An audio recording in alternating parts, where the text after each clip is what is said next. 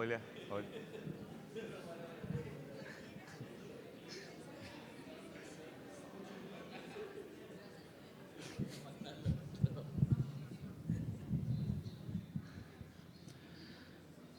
Atención, por favor, a los presentes que están disfrutando del break, del recreo, por favor acercarse e ingresar nuevamente aquí al salón para comenzar la charla en esta segunda parte del turno tarde, para seguir dialogando y para seguir obteniendo conocimientos. Atención, por favor, aquellos que están disfrutando del break. Entonces, volvemos a ingresar al salón para continuar con la charla. Muchas gracias.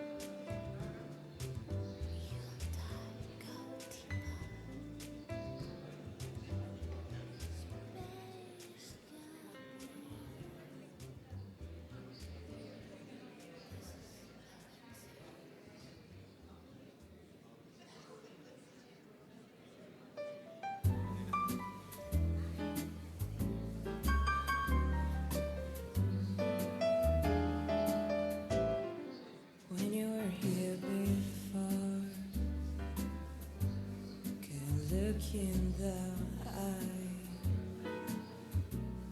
you're just like an angel. Your skin makes me cry. You float like a feather in a beautiful world. I wish I was special. You're so very special. But I'm a creep, and I'm a widow.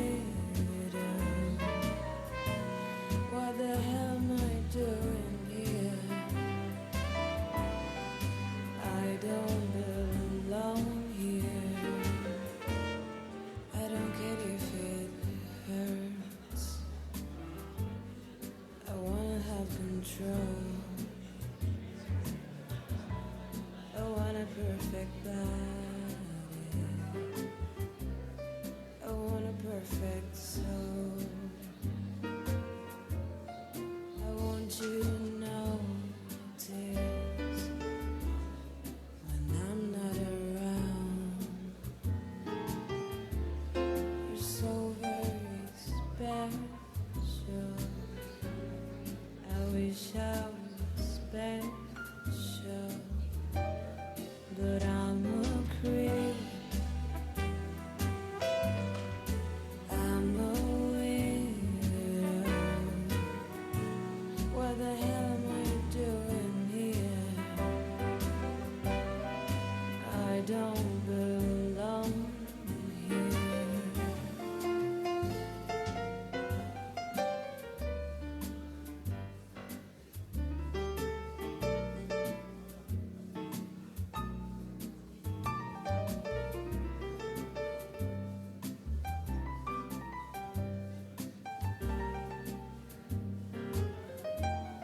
Whatever makes you happy, whatever you want. You're so very special.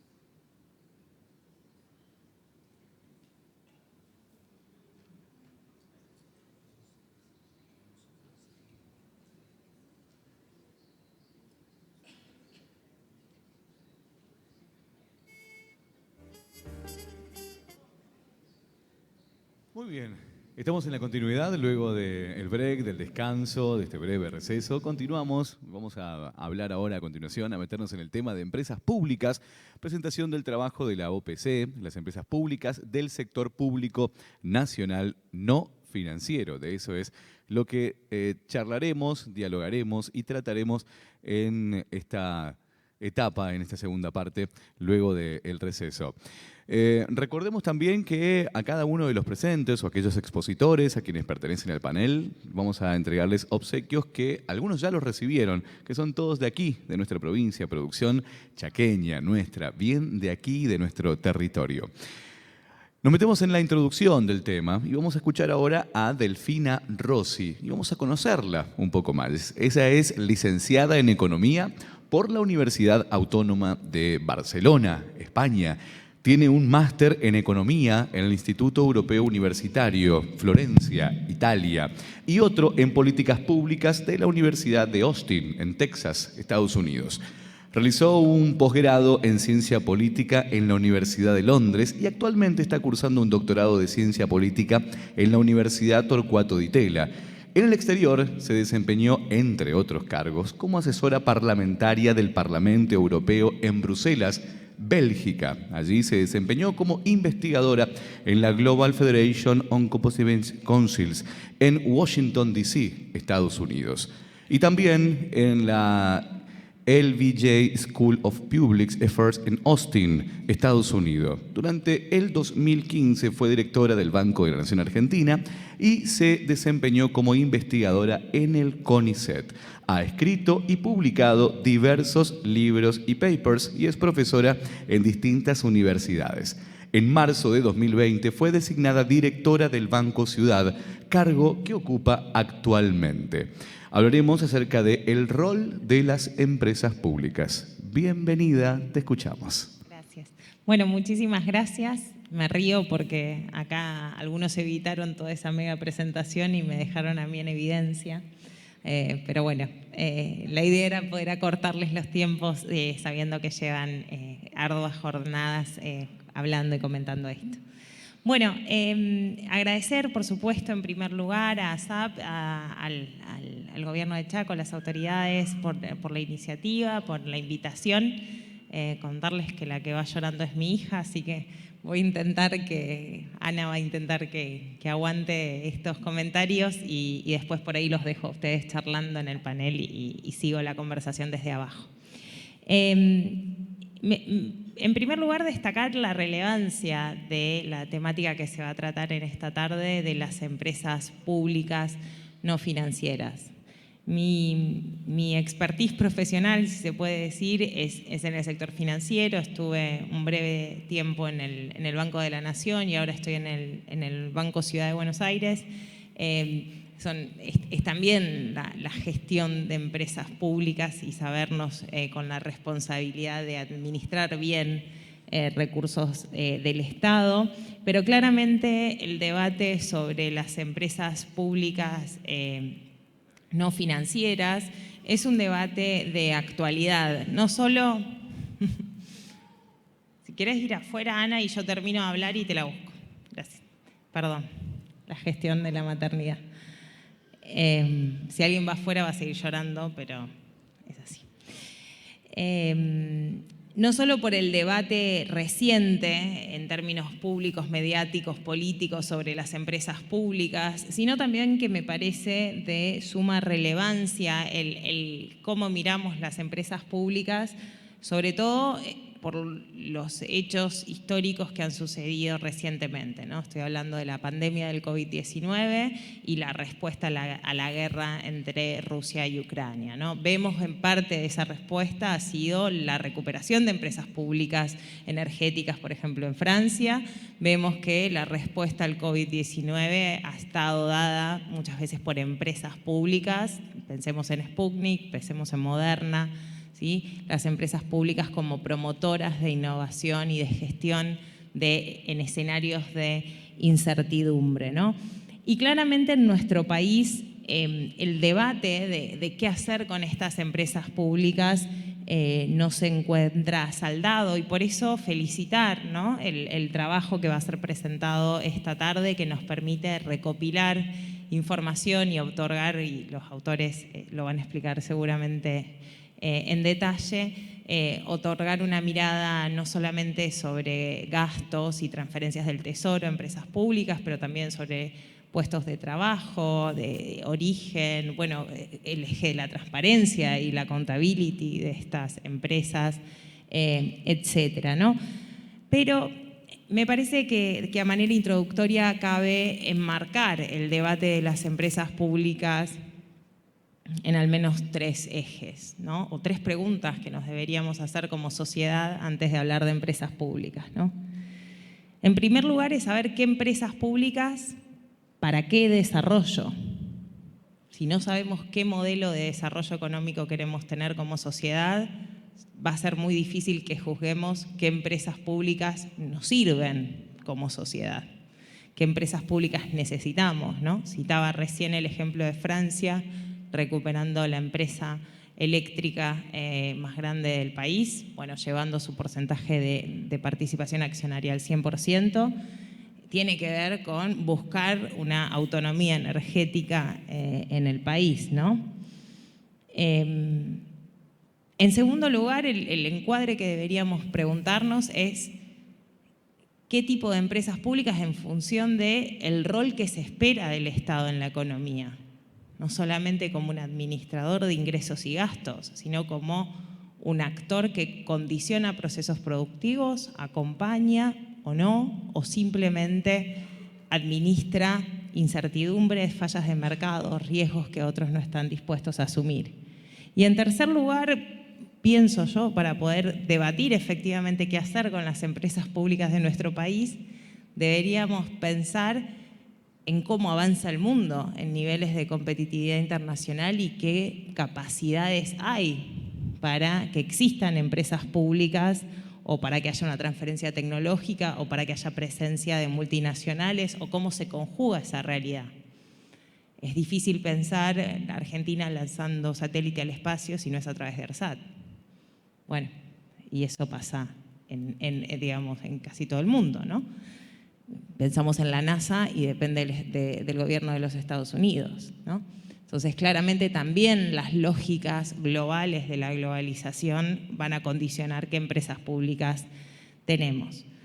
Por supuesto, la discusión teórica, digamos, la disyuntiva en términos teóricos siempre se ha presentado como privatizar o estatizar, más Estado o más mercado. La mirada neoclásica es simplemente de ese Estado o esas empresas públicas que llegan donde no llega el mercado, donde hay fallas de mercado, donde hay monopolios naturales, donde no se puede gestionar con una empresa de forma mayor, ¿no? Pongamos, ¿no?, líneas aéreas solamente en lugares deficientes.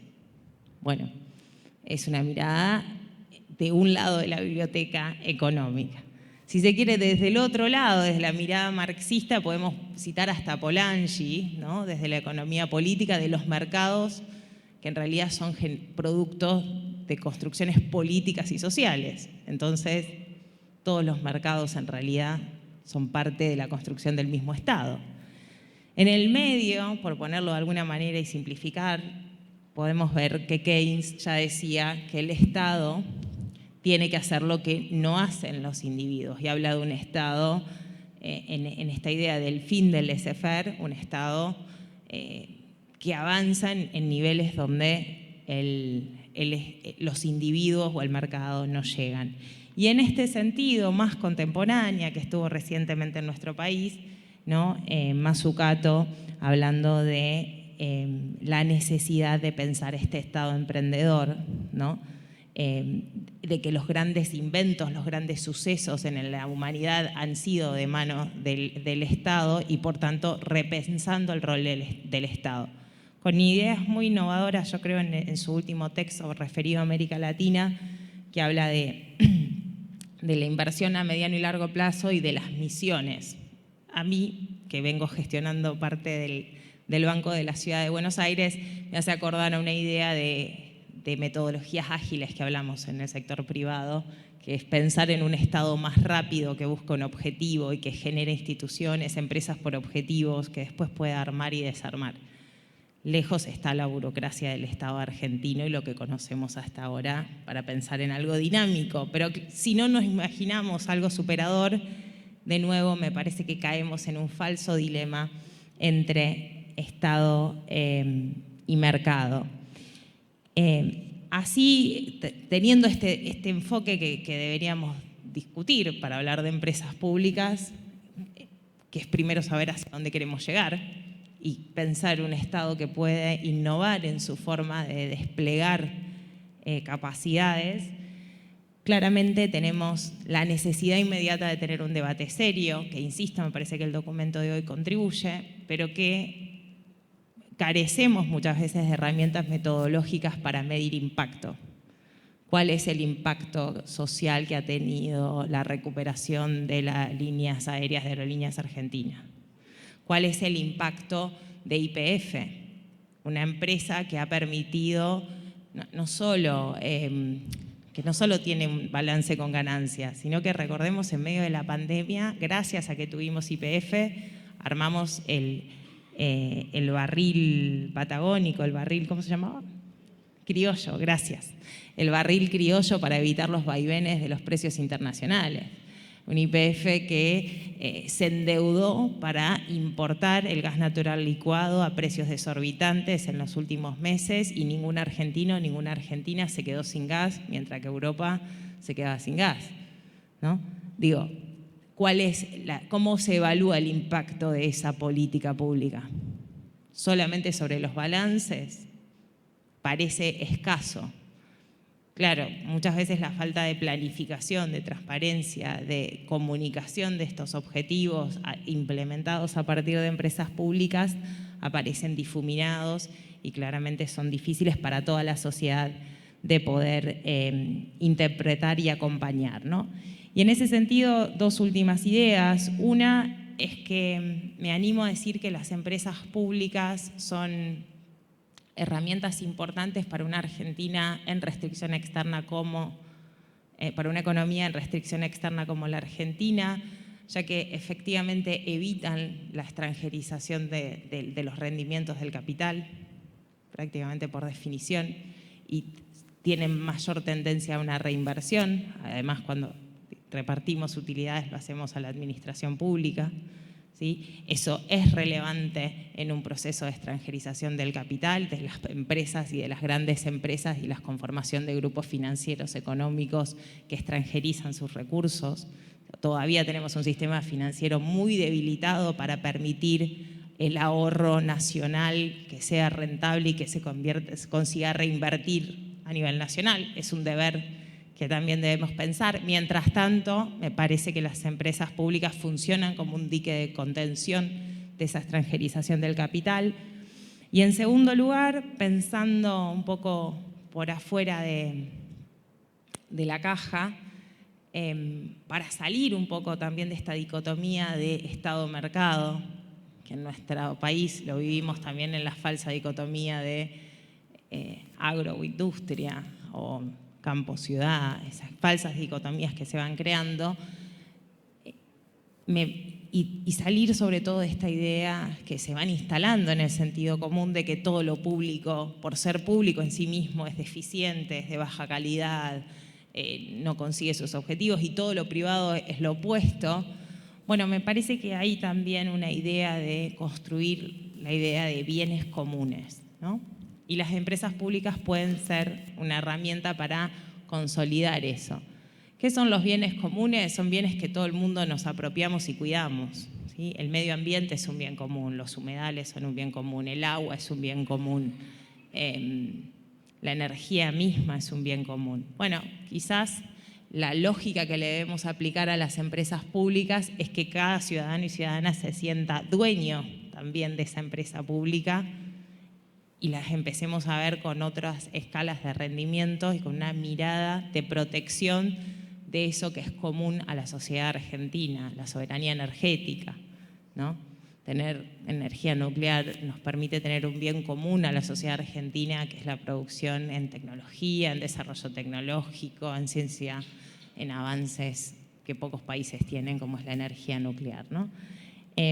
Así que, bueno, me parece que quedan muchos desafíos por delante, pero me parece que no solamente hay que pensar en la administración en términos presupuestarios de un asiento, ¿no? En un balance, sino justamente en los efectos que tienen estos emprendimientos para el desarrollo nacional, para el apalancamiento de economías locales, para las cadenas de valor, para qué pasa con las pymes que suministran muchas veces empresas públicas, y proponerles esto, darle una vuelta más, salir de la idea público-privado y pensar que en realidad son herramientas para gestionar bienes comunes que necesitan de una mayor protección si pensamos justamente en el desarrollo nacional.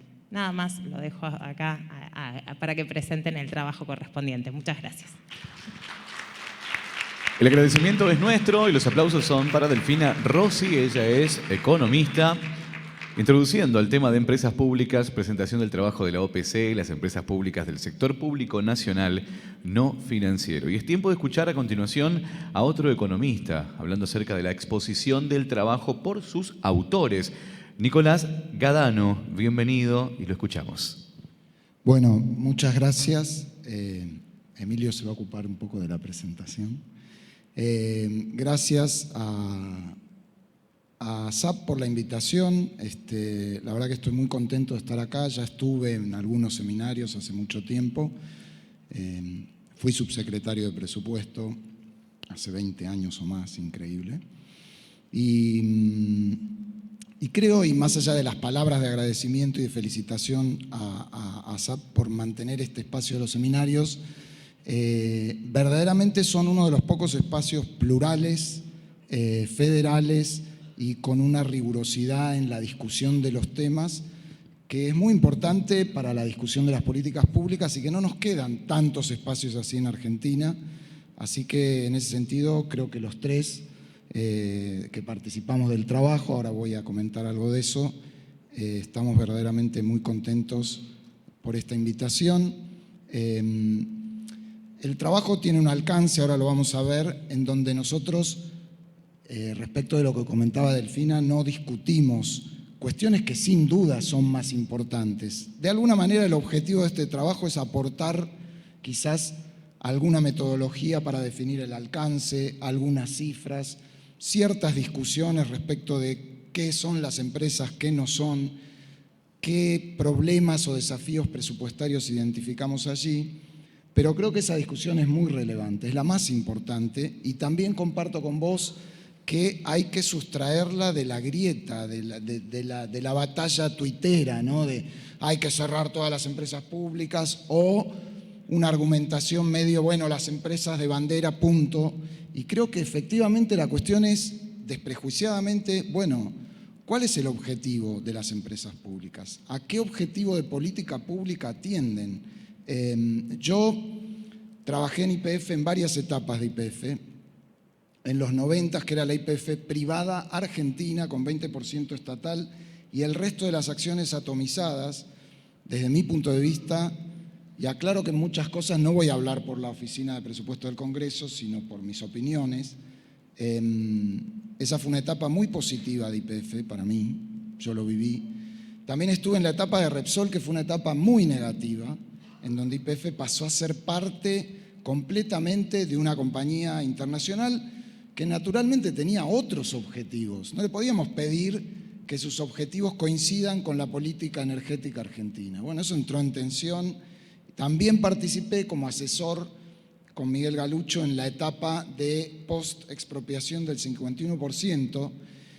Y lo que quería decir en esta introducción es, yo he visto empresas petroleras estatales muy malas, empresas mediocres y empresas muy buenas. Hoy, por ejemplo, Equinor, que era la vieja Statoil noruega, que está haciendo perforación offshore con YPF en el mar argentino, que es un proyecto espectacular y que ojalá resulte bien, es una empresa de control estatal y es de las mejores empresas petroleras del mundo en varias dimensiones. Hay otras empresas, no voy a hacer nombres por educación, estatales que son muy malas. Y hay empresas privadas petroleras, también las conocí, excelentes. Agrego otra estatal muy buena, más regional, ENAP, chilena. Seguramente tiene que ver con una cultura estatal chilena que es bastante mejor que la nuestra, quizás, no me quiero meter en ese terreno. Pero he visto empresas privadas petroleras malísimas y empresas privadas petroleras muy buenas, muy eficientes, que están a la vanguardia en varias dimensiones. Entonces, creo que no podemos aplicar acá una regla general que es las empresas privadas son mejores, las empresas estatales son malas, son todos ñoquis, hay que echarlos a todos. Eso no sirve, pero creo que sí hay una responsabilidad de las empresas públicas y del Estado como responsable de explicar y que eso se discuta y que se discuta en el Congreso cuál es el objetivo, cuál es la política pública que está detrás. Y como vamos a ver algo del trabajo, si lo podemos mensurar y si podemos asignar correctamente los recursos fiscales del presupuesto del Tesoro Nacional que van a financiar esas políticas, mejor. Porque si no está claro eso, la discusión siempre va a ser confusa, ¿no? Y yo creo que no solamente hay que pensar en cuál es el objetivo, sino por qué la empresa pública es la mejor solución para atender ese objetivo.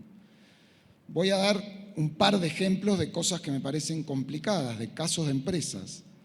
Yacimientos Carboníferos de Río Turbio. Es una empresa, es un proyecto, es una empresa que busca la explotación de carbón integrada a una usina térmica de generación eléctrica, en donde a mí me parece que en definitiva lo que está detrás es un problema de desarrollo regional, es un problema local, porque desde el punto de vista del sistema energético no hay ningún objetivo, y es más, ponernos a generar carbón, a generar energía eléctrica térmica con carbón, hoy va en contra de todas las tendencias que algunas estuvieron presentes en varias presentaciones, ¿no?, de la dimensión ambiental en el presupuesto nacional, en el presupuesto de la provincia de Buenos Aires, en los compromisos que Argentina asume internacionalmente en el marco de la transición energética.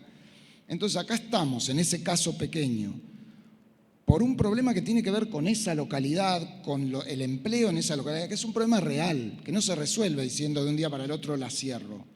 Pero hay que ver cómo se trabaja, porque yo pienso que solucionar ese problema con una empresa pública que se dedica a generar energía con carbón, cuando el mundo está, no de manera lineal, en este momento con algunos zigzagueos porque no hay una crisis en Europa, pero en general hay un consenso muy instalado de que hay que salir de los combustibles fósiles y en particular del carbón, que es el más contaminante. Entonces, ¿qué hacemos nosotros invirtiendo sistemáticamente plata pública en una empresa que se va a dedicar a eso?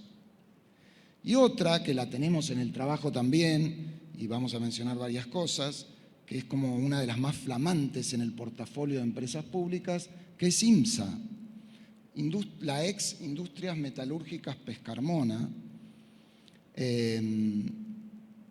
que de nuevo, ¿cuál fue el problema ahí, entiendo yo? Bueno, un proceso de concurso y eventual quiebra y eventual pérdida del capital de esa compañía, que es una compañía importante, no solamente en Mendoza, sino en el sector en el que viene hace muchísimos años trabajando y produciendo.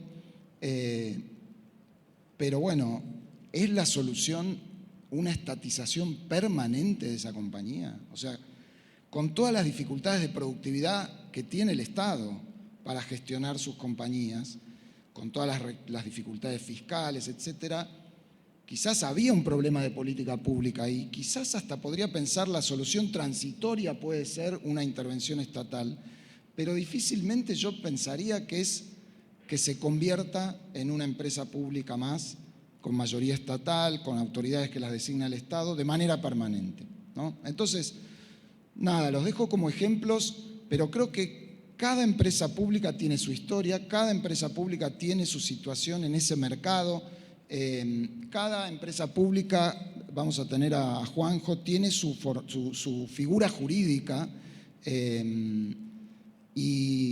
pero creo que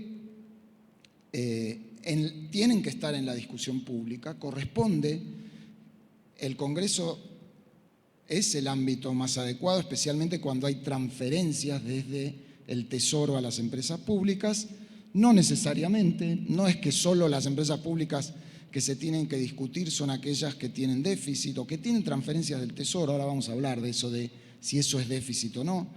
Y bueno, y todo lo que podamos hacer, y este trabajo aspira a eso, para contribuir para una discusión alejada de los estereotipos, de los estigmas y de la batalla política sin fundamentos, pensamos que es un aporte. Así que, una primera cuestión, entonces yo decía, el alcance del trabajo, que es público y algunos lo habrán visto y todos lo pueden ver, por eso vamos a elegir algunas cuestiones. El alcance del trabajo es definir de qué hablamos cuando hablamos de empresas públicas, sector público no financiero nacional, o sea que estamos dejando de lado las empresas de jurisdicción provincial, municipal, y estamos dejando de lado las empresas o los bancos públicos nacionales. Entonces, ahí nosotros tuvimos que ver, Emilio va a hablar un poco de lo que significa los criterios que hay en los distintos espacios del sector público nacional que tratan este tema, que a veces no coinciden en la definición de ese universo. Entonces nosotros tomamos alguno, y en esta discusión de empresas y de públicas, bueno, Marcos mencionó la Ley de Administración Financiera, el artículo 8, pero en términos del universo del sector público, bueno, las empresas No son los ministerios, no son los entes, no son la AFIP, como mencionó Marcos, ni el PAMI, ni el Instituto de Cine, no son los fondos fiduciarios. Son empresas, o sea, son organizaciones comerciales que producen bienes, servicios, que están en algún mercado, en más competencia, en un poco menos de competencia. Son empresas. Ahí, por ejemplo, nosotros tomamos una definición importante, que es no tomar en la consolidación de los números a CAMESA. CAMESA es una institución importantísima hoy en términos de transferencias de recursos del Tesoro, pero es el organizador en términos técnicos y económicos del sistema eléctrico. Es una sociedad anónima que en su momento fue creada sin fines de lucro, o sea que no nos parece adecuado incluirla dentro del universo de las empresas públicas. Ahora, en términos de públicas, significa, la ley lo dice, hay dos cuestiones, que es el capital, las acciones, la presencia mayoritaria del Estado en el capital accionario y el control de las decisiones de la empresa. Esas son como las dos cuestiones determinantes. Eso está en la ley dice O, nosotros más lo consideramos como I, y ahí hay un tema que nos cambia, cuando veamos los números va a estar claro, nos cambia todo, que es la inclusión de YPF. Vos lo mencionaste naturalmente, YPF es la principal empresa estatal de la Argentina. Ahora, hay un tema que lo vamos a mencionar, que es una suerte de paradoja, ¿no? De que Argentina empieza a decir, bueno, quiero tener empresas públicas, pero que no sean empresas públicas. O más bien, que sean empresas públicas, pero que no se rijan por la normativa de las empresas públicas. Ahí tenemos un problema. Después por ahí podemos hablar más. Espera, no, la anterior. Entonces, esos dos casos los pueden ver en el documento, es CAMESA no lo ponemos, YPF sí lo ponemos. Acá hay un tema que hace a clarificar la discusión pública, que es, a veces se habla, el déficit energético es 2 puntos y pico del producto, ¿no? De subsidios, y el déficit de las empresas públicas es, no sé, otro punto y pico, hay que hacer algo, hay que achicar ese déficit. En muchos casos eso está superpuesto.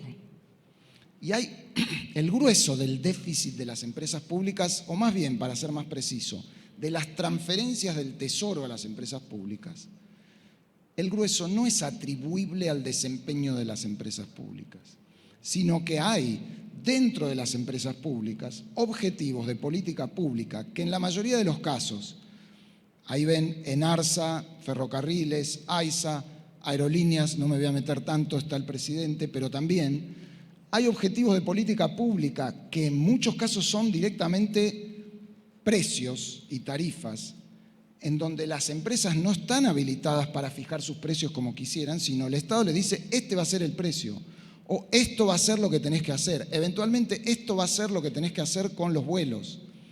Entonces, los subsidios en el sistema energético vinculados a las transferencias que recibe ENARSA, porque ENARSA tiene que importar el LNG, este año, no sé, a $20, $25 el millón de BTU, y venderlo a 3, 2, eso no puede ser atribuible a ENARSA.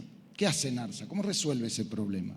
Entonces, Ferrocarriles Argentinos, no tengo dudas, pero es una percepción, quizás es un mito, no lo sé, es una convicción, no sé cómo se dice, no, pero no estudié el caso, me da la impresión que tiene ineficiencias como compañía.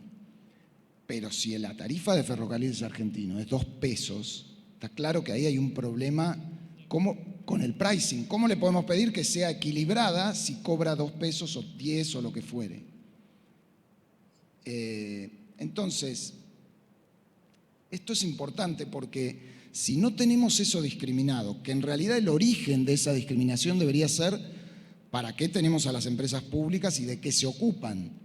Si no tenemos eso, es una gran confusión la plata que va a las empresas públicas. Y no podemos distinguir qué parte tiene que ver con estas decisiones que van mucho más allá de la propia empresa, que son decisiones de política, erróneas o no, pero están, y qué parte sí tiene que ver con el desempeño, que seguro que hay una parte que tiene que ver, y que es importante en una empresa pública que es propiedad de todos, que esa empresa rinda cuentas también de su propio desempeño y algún benchmarking y compararse con empresas equivalentes. Ahora, cuando está todo mezclado, es imposible distinguir eso. Ahora, si pasamos, nosotros en el documento también hablamos de que en la forma, este cuadro les cuento las ideas, en la forma en la que el Estado apoya a las empresas públicas, que ya dije, hay una parte que no debería ser atribuida a la empresa, sino una política pública. Bueno, ahora también hay cosas que no son solamente las transferencias, que uno ve y que todos miramos, cuánto le dio el Tesoro este año, cuánto le va a dar el año que viene a Aerolíneas, a Enarsa, a Telam, etcétera, etcétera. Bueno, también hay mecanismos indirectos en donde el Estado empieza a darle algunos privilegios, algunos monopolios, no importa si son, no estoy poniéndolo en términos de juicio de valor, pero si el Estado solo le va a comprar los seguros al Banco Nación, es una decisión, solo le va a comprar los pasajes a Aerolíneas. Bueno, empiezan a hacer decisiones también que generan, o los organismos, yo estuve de gerente general del Banco Central, en el Banco Ciudad también creo en el Banco Central había que comprar la publicidad a través de Telam. Bueno, quizás lo que haría el Banco Central si pudiera hacerlo en base a su autarquía es licitar y tratar de comprarle al mejor, al más barato y al que le dé el mejor servicio. Entonces hay mecanismos indirectos. Ahora, por ejemplo, en el proyecto de presupuesto hay un montón de artículos que eximen a empresas públicas, Enarsa y algunas otras, de pagar impuestos. O sea, son como gastos tributarios específicos para una empresa pública. Yo creo que desde el punto de vista de administración tributaria son un problema y además me parece que es una forma menos transparente de financiar a la empresa pública, ¿no? Enarsa no va a pagar aranceles, no va a pagar IVA, no va a pagar tasas. Hay un caso más complicado ahí en el presupuesto que es IMSA, porque IMSA es una empresa mixta. Hoy todavía los viejos accionistas de IMSA y los acreedores de IMSA son accionistas minoritarios. Entonces, parte de esa transferencia encubierta o digamos de gasto tributario que es permitirle no pagar determinados impuestos, en realidad va al sector privado. Sería como que hiciéramos lo mismo con YPF. Yo creo que sería un escándalo darle eso a YPF, que es 49% mixta. Y después un tercer problema que creo que es complicado. En la historia de YPF sucedió muchísimas veces y ahora empieza a haber indicios también, que es en esta relación confusa de las empresas públicas con el Estado, en donde el Estado a veces las obliga a hacer el mecanismo de determinadas políticas, que no debería hacer la empresa pública. Por ejemplo, YPF no puede ser el que resuelve cómo son los precios en el mercado de la nafta y el gasoil. YPF no puede ser el último abastecedor de gasoil en el mercado argentino. Este año tuvimos desabastecimiento de gasoil porque hubo una decisión correcta o no de que los precios locales no reflejaran los precios internacionales. Ahora somos importadores de gasoil. Entonces las compañías privadas en el límite no querían importar gasoil. Importar gasoil era perder plata por cada metro cúbico importado. Entonces, ¿qué empezó a pasar? Un clásico. YPF es como el que, y si ven los números de market share, ¿qué pasó? YPF aumentó el market share, porque YPF de alguna manera opera como un abastecedor en su rol de empresa estatal y le afecta su rentabilidad. Si la decisión eventualmente es mantener esa brecha entre precios internacionales y locales, tiene que haber un esquema regulado desde el Estado, desde la Secretaría de Energía para ordenar eso. Ahora, yo decía, cuando empieza a haber esa confusión, la empresa pública, y especialmente la empresa pública que tiene mucho peso en el sector, lo que vemos en la historia es que empieza a confundirse con el regulador. Y entonces la regulación muchas veces no se entiende si la hizo el regulador en pos de los objetivos del regulador, que es tener un mercado que funcione, con seguridad, con precios bajos para los clientes, para la gente, etcétera, o un poco mete el regulado, que en este caso es la empresa estatal. Con YPF pasó muchísimas veces, ahora hay discusiones, lo miro a Juan José porque debe estar al tanto, de una cosa muy pequeña que son las exportaciones de gas. Bueno, entonces las demás empresas dicen, le están dando privilegios a YPF.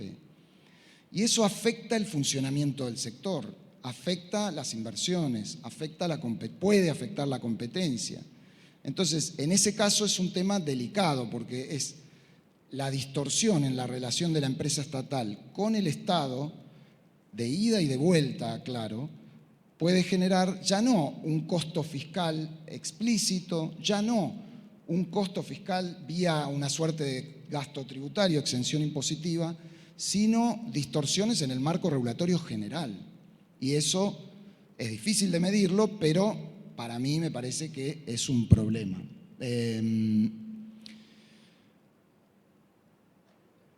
Voy a pasarle la palabra, a Emilio, hechos estos comentarios, que va a hablar un poco de la metodología y de los números. Bueno, buenas tardes.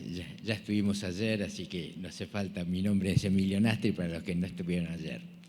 Y estoy trabajando en la Oficina de Presupuesto del Congreso y ahí nos impusimos de alguna manera el desafío de tener cifras, valores fiscales de todo el subsector institucional de las empresas públicas. Y el primer tema que nos encontramos es el universo. ¿Cuál es el universo de las empresas públicas? Siempre estamos hablando del sector de empresas públicas no financieras. Y ahí recurrimos, el primer paso que dimos, fuimos a ver a las dos áreas del Poder Ejecutivo que tienen responsabilidades explícitas en el tema de empresas públicas. Fuimos a ver a la CIGEN, que forma parte de cada uno de los consejos directivos a través de los síndicos. Fuimos a ver a la Secretaría de Hacienda, que como parte del sector público nacional no financiero consolida las cifras en el presupuesto del sector público nacional no financiero. Y bueno, y ahí empezamos a encontrar hasta empezamos algunas diferencias. Entonces, esto es más que nada anecdótico, pero fíjense que la clasificación, según CIGEN, nos encontramos con una clasificación distinta de la clasificación de la Secretaría de Hacienda. O sea, inclusive no solo la clasificación, sino las empresas que integraban cada uno de los universos. Bueno, todo esto fue como parte previa. Fíjense, CIGEN la divide en mayoritarias, minoritarias, en liquidación y otras entidades, mientras que en el clasificador presupuestario institucional de la Oficina Nacional de Presupuesto la divide en empresas y sociedades del Estado. Bueno, seguramente que después de la figura jurídica viene Carabajal y lo va a explicar mucho mejor que nosotros, en sus distintas formas: empresas residuales, otros entes y interestaduales. Cuando empezamos a entrar en más detalle, nos encontramos que la cuenta de inversión tiene 34 empresas públicas del sector nacional no financiero. En el decreto de estructura de la administración, de la administración central, hay en el decreto 50 de la estructura, tiene en sus anexos en el ámbito jurisdiccional de todas las entidades que dependen de cada una de las jurisdicciones. Ahí nos encontramos que hay 35. Bueno, la diferencia es menor. Excluye a STC e incluye a YPF, el clasificador institucional, incluye a YPF, tanto YPF como YPF Gas. Cuando nos conectamos con la CIGEN, ahí nos encontramos que hay 101 empresas que son las que fiscaliza la CIGEN, de las cuales 43 son mayoritarias. Y ahí nos encontramos que ellos ya están interviniendo en IMSA, cosa que todavía en la Secretaría de Hacienda la información de IMSA no está siendo registrada, y un conjunto de empresas controladas por otras empresas. Entonces ahí, a partir de este análisis, definimos nuestro universo, y nuestro universo, definimos el universo de nuestro informe. O sea, todas las cifras que ahora yo no se las voy a leer porque si no sería demasiado aburrida, pero sí se les voy a mostrar qué es lo que contiene el informe. Todas las cifras comprende un universo con participación estatal mayoritaria que están dentro del decreto 50, universo que incorporamos, le agregamos YPF, con la convicción, bueno, lo que tanto Delfina como Nico, claramente YPF es una empresa pública, tiene 4 patas, mueve la cola, es una empresa pública. Así que nosotros tomamos, excluimos la que está en liquidación y incluimos ATC, incluimos YPF. Todas las cifras que van a ver incluyen las cifras consolidadas con YPF Sociedad Anónima, o sea, con el holding YPF. Bueno, solamente a título anecdótico, en el año, esto después seguramente Nico va a seguir hablando del tema, en el año 2021, que fue que nosotros trabajamos las cifras con la cuenta de inversión del año 2021, hay 29 de los 34 empresas y 29 presupuestos aprobados del total de 34. En el año 2022 fue un año muy particular, con falta de presupuesto, hay 23 presupuestos aprobados. Después vamos a ver algún tema que está relacionado con la información, con algún tema formal de la información de estas empresas. Bueno, esto simplemente a título de anécdota. Cuando nos encontramos con las 34 empresas, estas 34 empresas, de repente nos encontramos con algunos casos particulares. Bueno, ahí simplemente anecdóticamente, estos casos particulares nos indican que es un tema que realmente tenemos que revisar este universo, sin ninguna duda que tenemos que revisar. Fíjense, dentro de las 34 está Radio Universidad Nacional del Litoral, que tiene, cuyas acciones son el 94% de la universidad, 6% de la Municipalidad de Santo Tomé. Otra que es el Servicio de Radio y Televisión de la Universidad de Córdoba, la participación es 99,5% de la Universidad Nacional de Córdoba y 0,5% de la Municipalidad de Belleville. Estas dos empresas tienen el mismo tratamiento presupuestario que cualquier que AISA o que Fabricaciones Militares. Bueno, yo me pregunto, ¿por qué forman parte de este universo? Es una pregunta que la dejo picando de alguna manera. También nos encontramos con otros casos también anecdóticos. El Polo Tecnológico Constituyente, que tiene 2 empleados. Ahí está el objetivo. Y fue creada en 1997.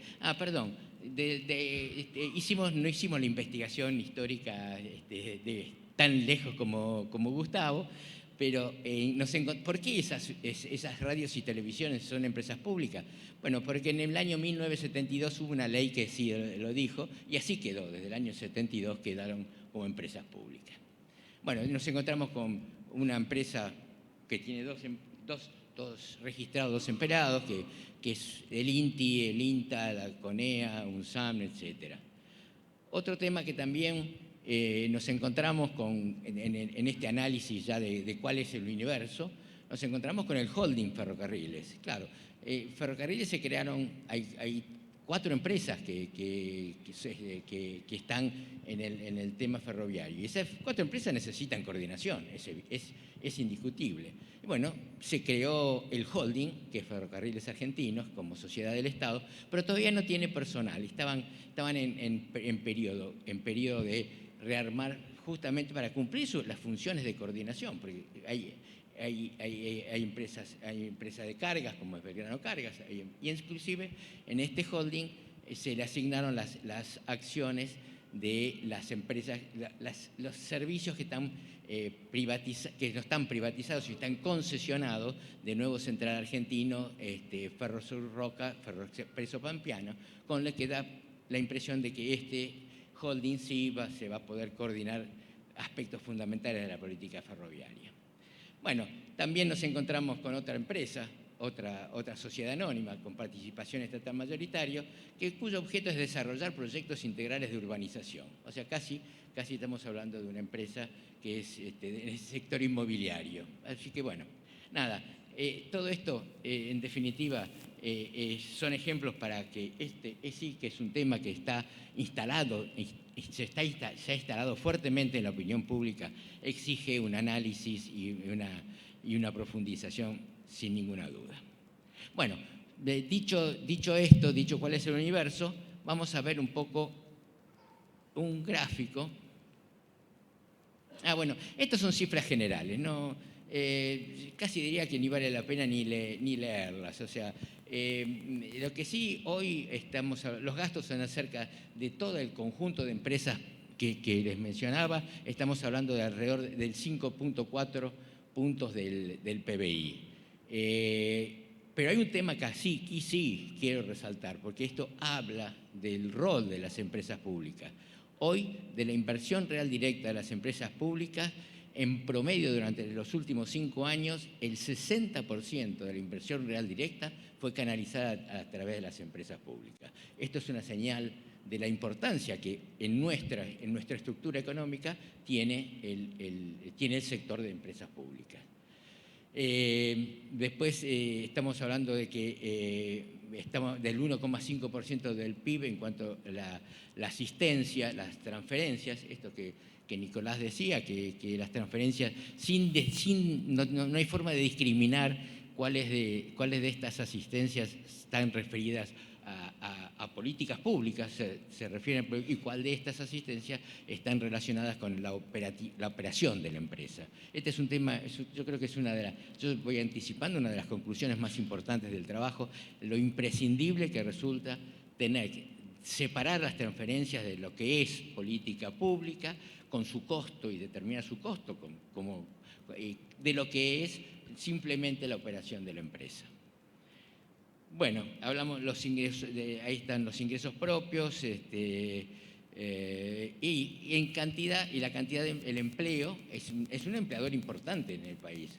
Hoy estamos hablando, incluyendo YPF, todas las cifras que les estoy dando, incluyendo YPF, estamos hablando de más de 11.000 personas que tienen relaciones, más de 110.000 que tienen relación, no, por favor. Bueno, dicho esto, vamos a pasar a un gráfico. Este gráfico, o sea, esto que estábamos diciendo del impacto de YPF, intentamos reflejarlo en este gráfico. En este gráfico lo que ven en rosa son los gastos totales del conjunto de las 34 empresas. Está separado lo rosa del conjunto del resto de las empresas. Ahí está claramente el impacto, y además del impacto, ustedes aquí en este gráfico tienen cuál es el peso de los gastos totales de empresas con respecto al PBI y cómo ha evolucionado en los últimos, bueno, está a partir del 2013, que es cuando se produce la reestatización de YPF, cómo ha ido evolucionando con y sin YPF el gasto total de las empresas públicas con respecto al PBI. Y ahí vemos que el gasto total a partir del año 2013 está en el orden de los 5 puntos del PBI, mientras que sin YPF estamos hablando de cerca de los 2 puntos y algo del PBI. ¿Qué? El tiempo, sí, de acuerdo. Bueno, de ahora en más, vamos a pasar rápido, acá están las 10 empresas con mayor nivel de gastos totales, las 10 empresas con mayor nivel de gasto, hablamos del 95% del total del gasto de las empresas del sector público nacional no financiero. También vamos a hablar que las transferencias, que es equivalente al 1,5% del PBI, las 10 empresas que tienen mayor transferencia del Estado, así sea como aportes de capital, o sea, como transferencia del Tesoro, equivalen al 96%. 10 empresas justifican el 96% del total. Bueno, esto está por sector. Está claramente que las transferencias, el sector que hoy consume mayor transferencia es el sector energético. Quedó claro con las introducciones que hicieron tanto Delfina como Nicolás sobre el impacto que tiene el sector energético. El sector transporte también tiene un nivel importantísimo, o sea, el 42% de las transferencias sector energético, el 30% el sector transporte. Bueno, en cuanto a la empleabilidad de los 111.000 empleados que en el conjunto de las empresas, aquí el 88% de ese total se ve en las 10 empresas con mayor.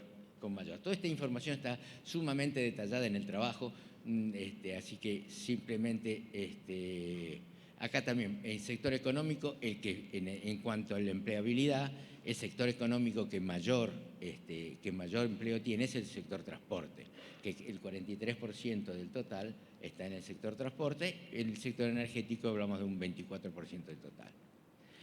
Bueno, y acá está el resultado financiero. Este es el resultado financiero de las empresas que dan resultado positivo: YPF, Nucleoeléctrica, Administración General de Puertos, Dioxitex, IMAD, Tandanor, Intea. Esos son el grupo de las empresas que no requieren transferencia del Estado y tienen un resultado primario positivo. Y ahí abajo están las que sí están requiriendo, con esta salvedad que venimos hablando desde que empezamos con el trabajo, de que no es posible diferenciar de este resultado cuánto es producto de la política pública y cuánto es producto de ineficiencias que pueda eventualmente tener la empresa.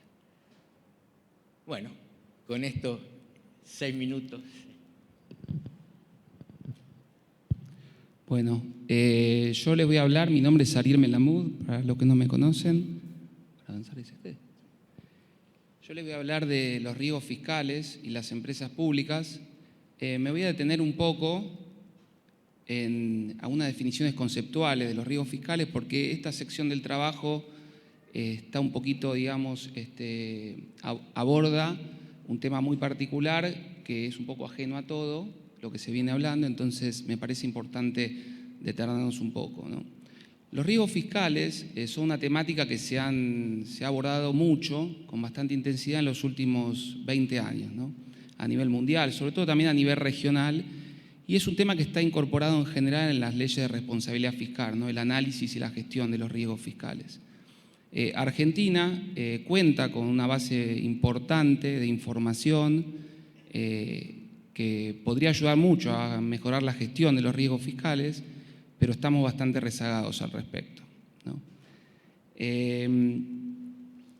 ¿Qué son los riesgos fiscales, no? Los riesgos fiscales son desvíos entre las proyecciones que se hacen en el presupuesto, tanto de las variables macroeconómicas en general como de las variables macrofiscales, y los valores realmente observados, ¿no? Y pasan por eventos que no se tiene certeza, pero irrumpen. Un típico ejemplo es la reciente pandemia, ¿no? La reciente pandemia generó un riesgo macroeconómico muy fuerte porque las economías tenían previsto un crecimiento en general y las terminaron cayendo al 10% o más, depende de cada economía, y eso generó un impacto muy fuerte en la recaudación tributaria, en los ingresos, ¿no?, de los países. En el caso argentino no vamos a detallar esos temas, pero generó una caída muy fuerte en los recursos ordinarios recurrentes y el Estado tuvo que compensarlos con otras políticas, pero en paralelo los gastos se tuvieron que mantener o incluso aumentar. Entonces,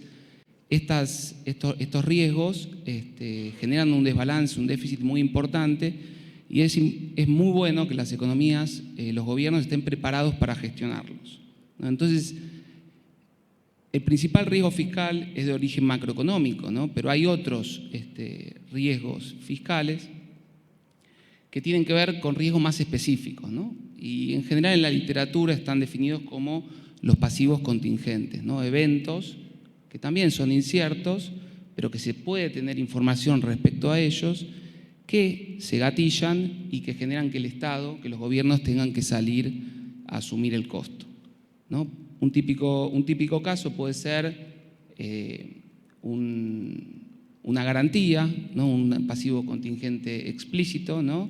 Del cual, por un contrato legal, el gobierno a nivel central que otorga la garantía, cuando el tomador del crédito no asume el pago de la garantía, tiene que salir a hacer el pago de dicha garantía. Otro caso puede ser, y que está muy relacionado con lo que estamos estudiando en este trabajo, con lo que estudiamos, son las sentencias judiciales o los juicios, ¿no? Ya vamos a ver en el caso de YPF. Pero bueno, esos son los pasivos contingentes explícitos, ¿no? Hay un contrato legal que genera que el Estado después tenga que asumir, ¿no? Se va contra el Tesoro. Otro caso son los pasivos contingentes implícitos, ¿no? No hay un contrato legal, pero un evento sucede y el Estado tiene que salir a asumir esa crisis, ese costo fiscal. Por ejemplo, en el Estado federal o unitarios, no tiene que ser con un régimen político especial, organización política especial, cuando los gobiernos subnacionales en algunos países no asumen la deuda, el nivel central tiene que salir y pagar la deuda por los estados, o tiene que mandarle transferencias para poder cubrir el déficit. Otro es el caso de las empresas públicas, ¿no? Las empresas públicas, no por el lado de una garantía, pero cuando las empresas públicas no pueden por un problema de gestión, tienen un déficit, el Estado tiene que salir y pagar, digamos, dicho costo, ¿no? el Tesoro.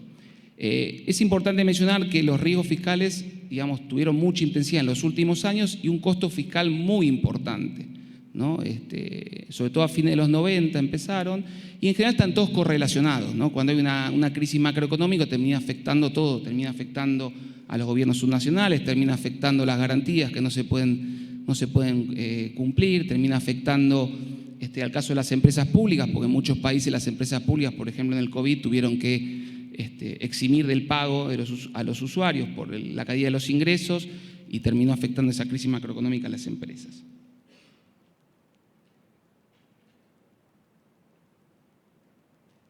Entonces, la definición principal de los riesgos fiscales es un desvío, la probabilidad de que existan desviaciones entre los resultados fiscales con respecto a lo esperado y lo observado, ¿no?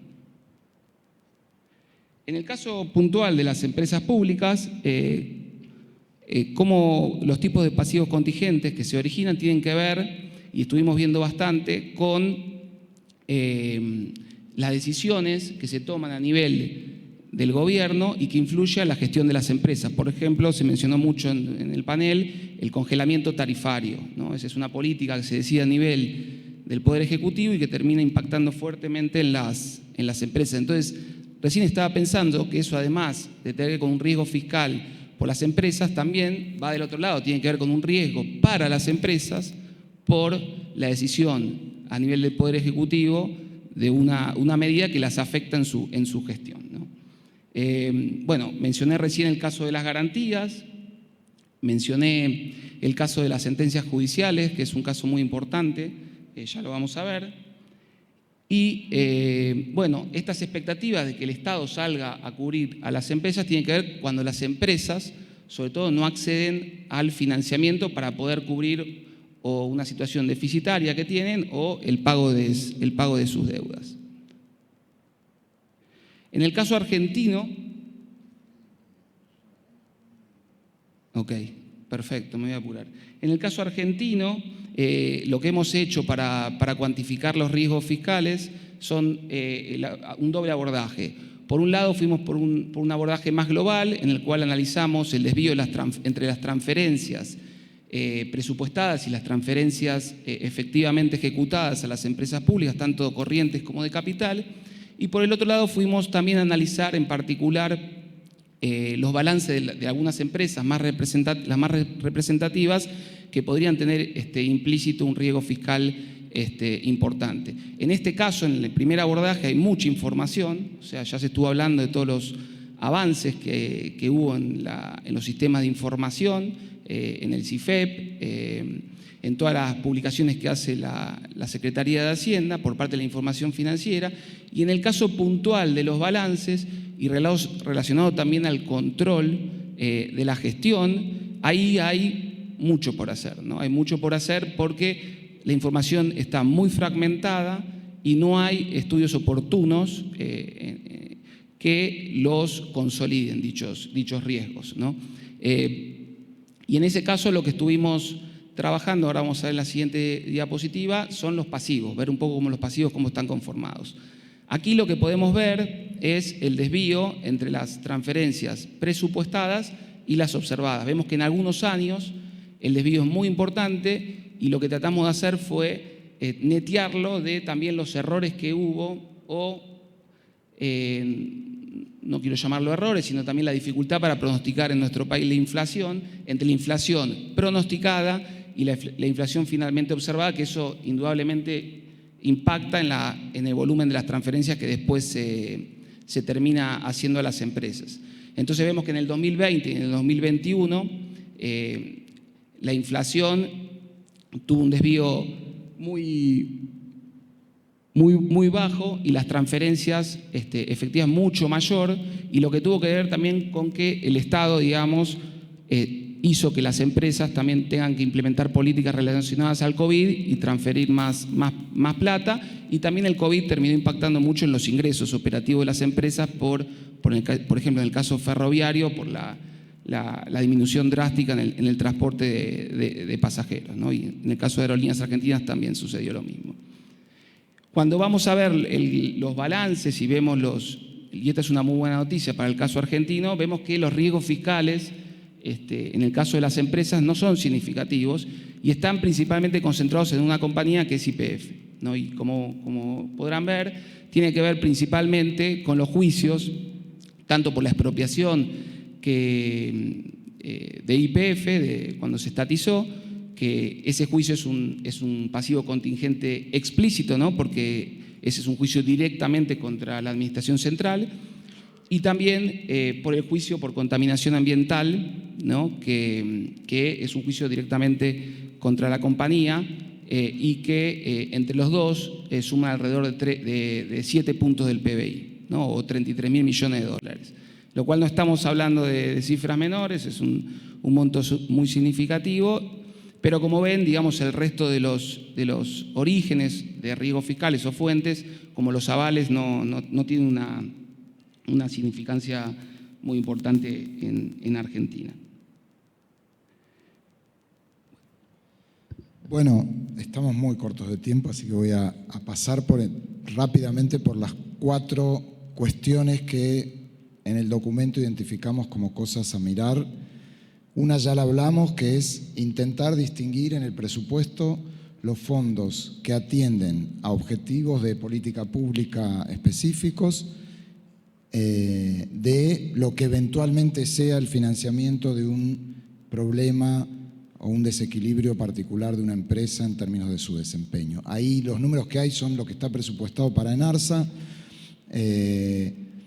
Un comentario breve, piensen que recién lo hablábamos, en la oferta, el subsidio al gas natural en Argentina, respecto de la oferta total de gas, en el caso del gas de producción nacional, está correctamente identificado. Juanjo participó en el Plan Gas, es un subsidio de la jurisdicción Secretaría de Energía, del programa no me acuerdo cuánto, asociado a la cantidad de metros cúbicos de gas, y se le paga a los productores la diferencia entre el precio medio y el precio que ellos reciben, digamos, la garantía del Plan Gas respecto del precio. Ahora, en la oferta importada, aparece ENARSA importando el gas, como comenté. Bueno, y ENARSA tiene otras cosas, tiene ahora además el gasoducto. Una primera reflexión, eso hay que intentar distinguirlo. Segundo, bueno, hay recomendaciones internacionales y hay prácticas internacionales y regionales, algo comentamos en el trabajo, ahí hay una en Chile, también hay en Perú, en Paraguay, que es tener algún organismo de gobernanza general de las empresas públicas, alguna agencia que vele por que las empresas públicas tengan estándares de accountability, de transparencia, de gestión, que de otro modo quedan completamente atomizadas y como que nadie se ocupa y depende de cada empresa. Ahí yo puse un ejemplo, no es que tenga nada, y de hecho no puse una empresa pública, pero en muchas empresas pasa lo mismo. De hecho, en Enarsa uno no puede mirar ni el balance de Enarsa y va a recibir 900.000 millones de pesos del Tesoro. La página de Enarsa no tiene el balance ni siquiera. Y, por ejemplo, la ley de transparencia que obliga a todo el sector público, incluyendo a las empresas, a presentar los salarios, las remuneraciones, bueno, muchas veces se cumple con esa planilla de la AFIP, que es imposible ver cuánto gana la gente de la AFIP. Te muestran la planilla de los adicionales, etcétera.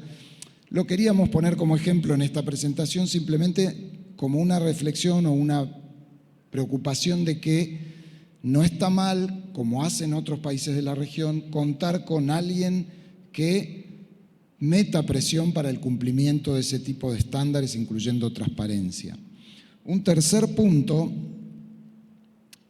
que es bastante general y lo pensaba cuando Marcos mencionaba lo de las leyes y las leyes de responsabilidad fiscal, que es que se cumplan las normas, ¿no? Parece bastante más general y parece bastante obvio, pero lo que vemos también en el caso de las empresas públicas es, en la ley que mencionó Marcos, la Ley de Responsabilidad Fiscal 25152 del 99, entre otras cosas dice que las empresas públicas se tienen que crear por ley, cosa que parece bastante razonable, ¿no? Que el Congreso, se reserve esa facultad. Ahora, yo les comentaba, IMSA es la última, creo, empresa pública.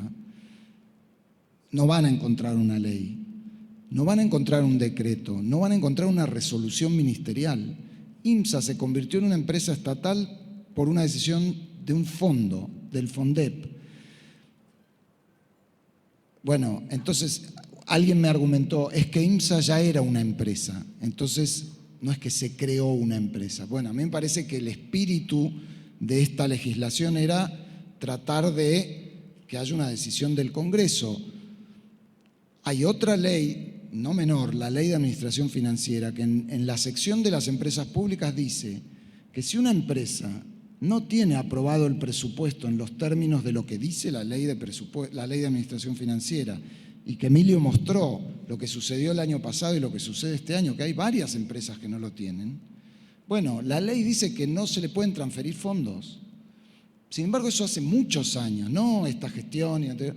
En la cultura presupuestaria argentina eso no se cumple. Entonces, una reflexión más general, pero específica a este tema de las empresas públicas, no pensemos que inventando leyes muy exigentes, muy estrictas, muy en línea con lo que dice la Unión Europea, vamos a cambiar un problema que es la cultura presupuestaria.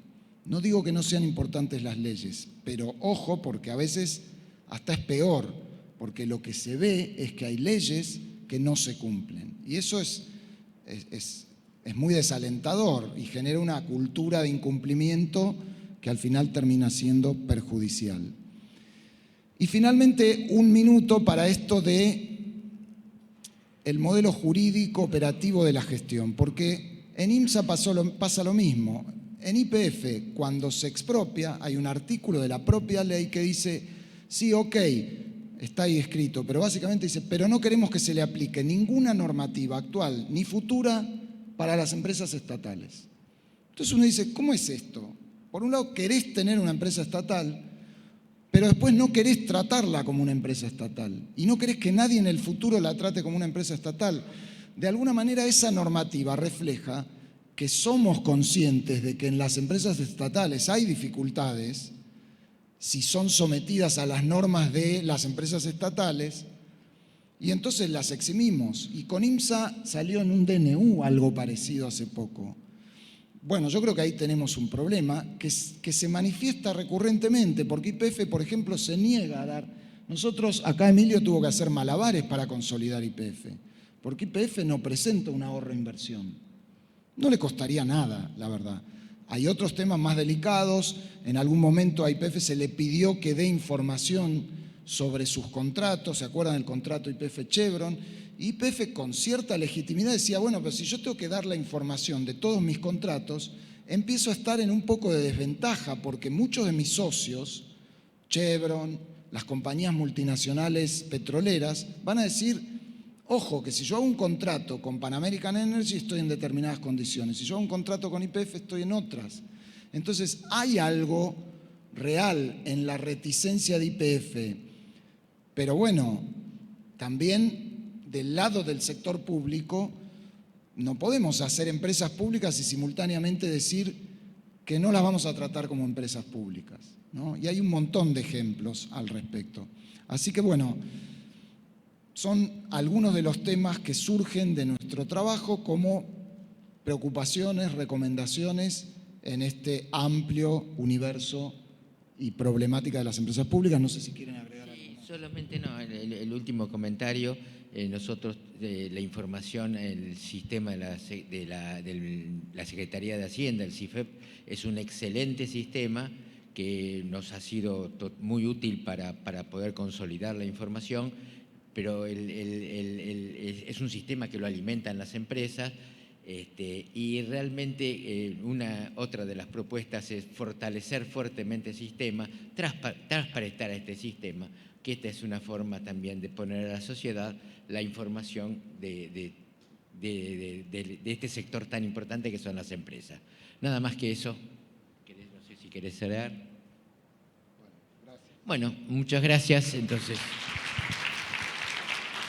Muy bien, les damos las gracias a nosotros. Luego de esta presentación del trabajo de la OPC y las empresas públicas del sector público nacional no financiero, invitamos a continuación a Guido Ranguñi, quien es vicepresidente de ASAP, a entregar los obsequios presentes de producción nuestra, chaqueña, a quienes han formado parte de este panel, a la economista Delfina Rossi, al economista Nicolás Gadano, a quien es especialista de Administración Financiera Gubernamental Emilio Nastri y Ariel Melamud, también economista. El aplauso y el reconocimiento para cada uno de ellos, por favor.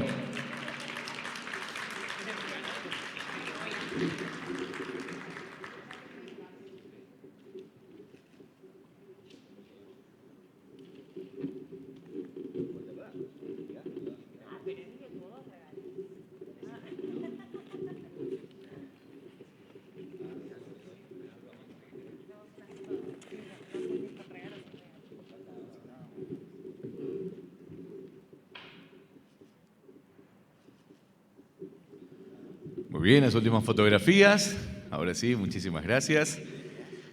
Y nos vamos preparando para la siguiente exposición que tiene que ver con la historia de las empresas públicas, ¿sí? Que nos brindará a continuación quien es el encargado de realizar esta exposición. Nosotros vamos organizándonos, armando nuevamente el escenario para reunirnos aquí y para seguir compartiendo más exposiciones claramente. Y luego también hablaremos con quien es referente de Aerolíneas Argentinas. En instantes, Pablo con nosotros.